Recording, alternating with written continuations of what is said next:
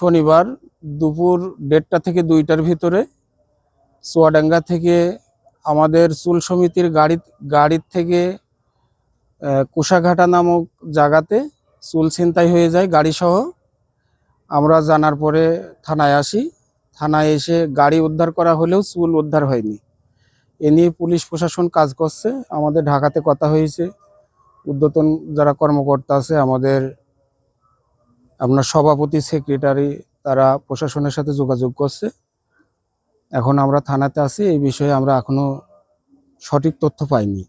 আমাদের একটা দুর্ঘটনা ঘটে গেছে, সেটা হচ্ছে আমাদের চুল সমিতির অফিস থেকে কারবাডাঙ্গা থেকে চুয়াডাঙ্গা প্রতিদিন একটা গাড়ি যাতায়াত করে। এতে প্রতিদিন 1 থেকে 1.5 কোটি টাকার মাল নিয়ে আসা যাওয়া হয়।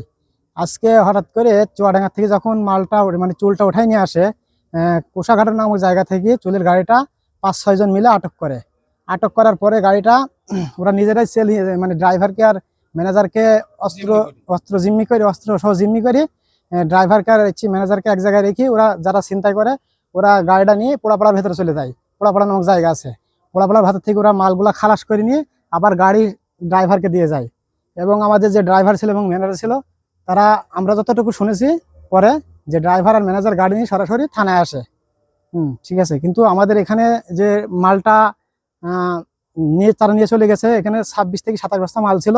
এই মালের আনুমানিক মূল্য তোমার 1,20 থেকে 1,40 লক্ষ টাকা এরকম মূল্য হবে আর কি। 22/8/2026 তারিখ যে আমাদের থানা এলাকায় যে চুল ডাকাতি হয়েছে, এই সংক্রান্তে ডাকাতি যাওয়া চুল উদ্ধার হয়েছে 23 বস্তা।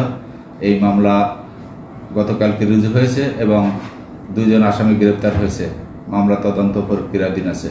দেখাচ্ছে এদেরকে সবাই সন্দেহ করে বা এই ঘটনার সাথে জড়িত আছে বলে তারা এজাহার নামে আসামি করছে এবং আমরা তাদেরকে মামলা গ্রেপ্তার দেখিয়েছি।